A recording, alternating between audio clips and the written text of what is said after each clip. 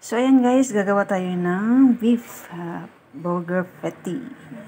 Ayan, ito yung carrots. Ito yung coriander. Tapos, ito yung sibuyas. Ayan. Hiniwa-hiwa ko ng maliliit ang aking mga ingredients. Tapos, lalagay din natin itong beef, guys. Nilagay natin yung beef.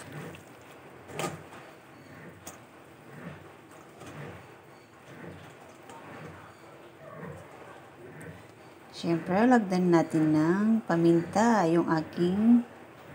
ito yung aking linen. Ayan, tapon. Kunti lang kasi sobrang tapang ng pamintang ito. Lagyan din natin ng itlog. Siyempre, isang itlog lang. Tapos, flour ang gagamitin ko, hindi cornstarch. 2 spoon lang siya ang aking ilalagay, guys.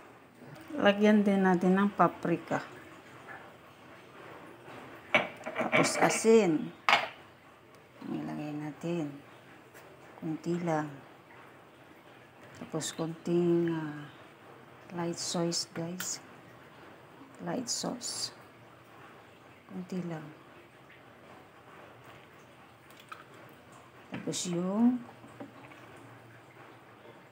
oyster sauce. Tansya-tansya lang, guys, ang ginagawa ko. Kasi ayaw ni amo ng maalat. Ayan. Tapos, haluin natin, guys. Ayan, haluin natin, guys.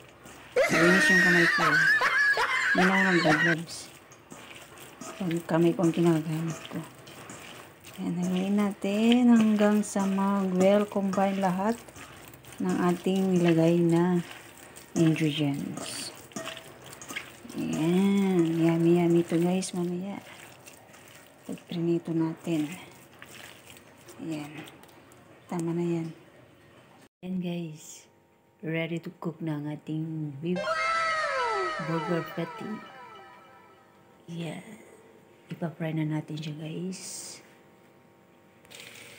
Ayan na siya, guys. Ipapry na natin siya. Para maluto.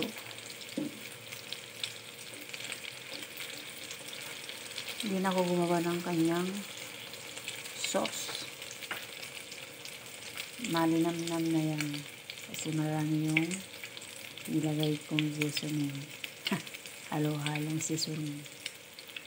Ayan. Natin, guys, yung burger beef.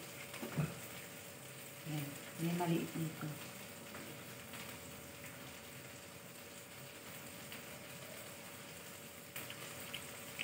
Ang lambot niya. Hindi siya matigas.